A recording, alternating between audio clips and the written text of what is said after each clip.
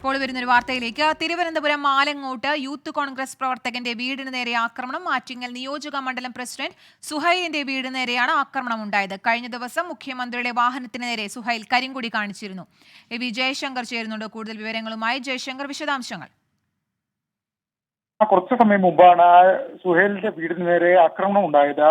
വീട്ടിലെത്തിയ ആളുകൾ വീട്ടിലെ ചില്ലും മറ്റും അടിച്ചു തകർത്തു എന്നാണ് നമ്മൾ മനസ്സിലാക്കുന്നത്. എന്തായാലും ഇയാൾ കഴിഞ്ഞ ദിവസം നവകേരള യാത്രയുമായി ബന്ധപ്പെട്ട മുഖ്യമന്ത്രിയുടെ ബസ്സിന് നേരെ കരിങ്കൊടി കാണിച്ചിരുന്നു. ഇതിനുള്ള പ്രതികാരമായിട്ടാണ് തങ്ങളുടെ വീടിന് നേരെ ആക്രമണം യൂത്ത് കോൺഗ്രസ് പ്രവർത്തകർ പറയുന്നത്. പിന്നിൽ CPM പ്രവർത്തകരാണെന്നും യൂത്ത് കോൺഗ്രസ് ആരോപിക്കുന്നുണ്ട്. എന്തായാലും സംഭവവുമായി ബന്ധപ്പെട്ട് പോലീസ് അന്വേഷണം ആരംഭിച്ചിട്ടുണ്ട്. ഇതുവരെ ആരാണ് ഇതിന് പിന്നിലെന്നുള്ള കാര്യം മനസ്സിലായിട്ടില്ല. CPM ആണെന്നാണ് യൂത്ത് കോൺഗ്രസിന്റെ ആരോപണം. എന്തായാലും നവകേരള സദസ്സ് തിരുവനന്തപുരം ജില്ലയിൽ എത്തിയതിന് പിന്നാലെ വലിയ തോതിലുള്ള പ്രതിഷേധവുമായി യൂത്ത് കോൺഗ്രസ് രംഗത്തെത്തിയിരുന്നു.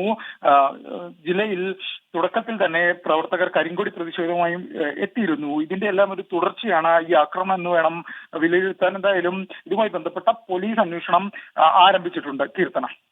ശരി, തിരുവനന്തപുരം ആലങ്ങോട്ട് യൂത്ത് കോൺഗ്രസ് പ്രവർത്തകന്റെ വീടിന് നേരെ ആക്രമണം ഉണ്ടായി എന്നുള്ള വാർത്തയാണ് പുറത്തുവരുന്നത്. വി ജയശങ്കറാണ് കൂടുതൽ വിശദാംശങ്ങൾ നൽകിയത്.